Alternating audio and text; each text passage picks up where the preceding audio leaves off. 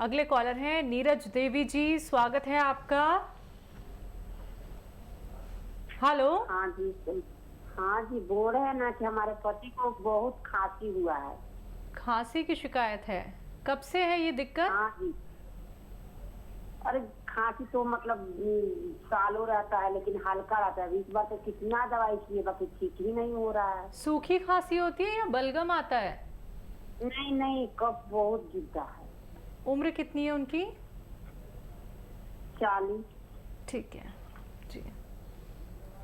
देखिए, नुस्खा बहुत ज़रूरी है। आप लिख सकते हैं तो लिख लीजिए, नहीं तो मेरे YouTube से ले सकते हैं। लिखना ज़रूरी है, सही क्वांटिटी और सही दवा की।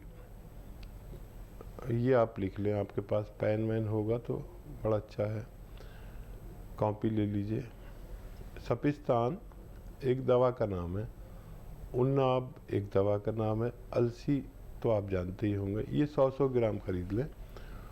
और किचन में गरम मसालों में एक चीज़ जिसे पीपले कहते हैं या पीपला मूल कहते हैं, पहले तो बहुत यूज़ करते थे महिलाएं, अब तो जानती ही नहीं। वैसे आप तो जानना चाहिए, आप तो लग रही हैं कि घरेलू औरत हैं। 30 ग्राम पीपले, सपिस्तान, उन्नाब, अलसी 100-100 ग्राम, इनको पाउडर बनाएं और 1 चम्मच सुबह ही सुबह खाली पेट गर्म पानी से या खिला के चाय पिला दें या गर्म पानी, और 1 चम्मच रात को सोते समय भी दें। आप उन्हें दीजिए लगातार, कई महीने तक उनको फ़ायदा होना मुमकिन है जी।